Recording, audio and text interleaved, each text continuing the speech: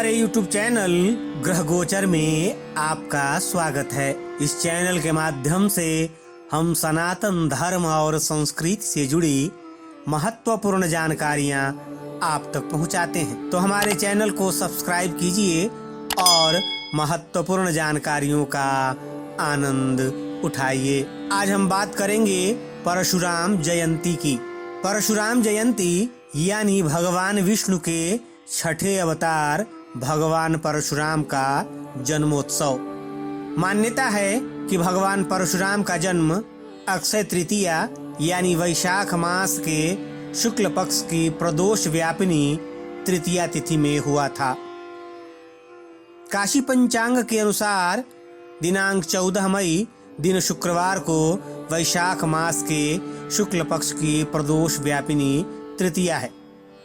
इसलिए इस वर्ष परशुराम जयंती भी 14 मई दिन शुक्रवार को ही है। चलिए अब भगवान परशुराम से जुड़ी पौराणिक कथा भी जान लेते हैं। भगवान परशुराम को विष्णु जी का छठा अवतार माना जाता है। पौराणिक कथाओं के अनुसार उनका जन्म पुत्रेष्ट यज्ञ से हुआ था। वे ऋषि जमदग्नि और माता रेणुका के पुत्र हैं। ऋषि जमदग्नि सप्तऋषियों में से एक हैं। कहा जाता है कि भगवान परशुराम का जन्म 6 उच्च ग्रहों के योग में हुआ था, जिस कारण वे अति तेजस्वी, ओजस्वी और पराक्रमी थे। पितामह भृगु द्वारा संपन्न नामकरण संस्कार के अनंतर राम जमदग्नि का पुत्र होने के कारण जामदग्नि और शिव जी द्वारा प्रदत्त परशु धारण किए रहने के कारण वे परशुराम कहलाए।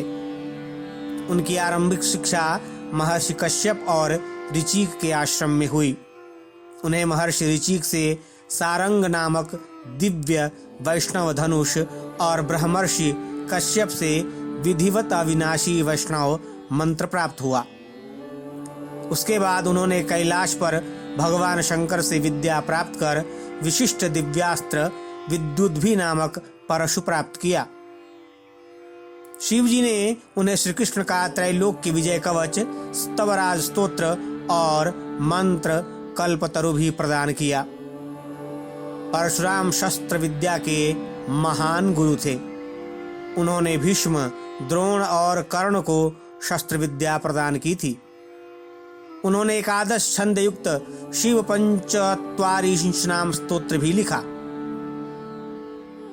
परशुराम जी का उल्लेख रामायण, महाभारत और भागवत पुराण सहित कई ग्रंथों में मिलता है।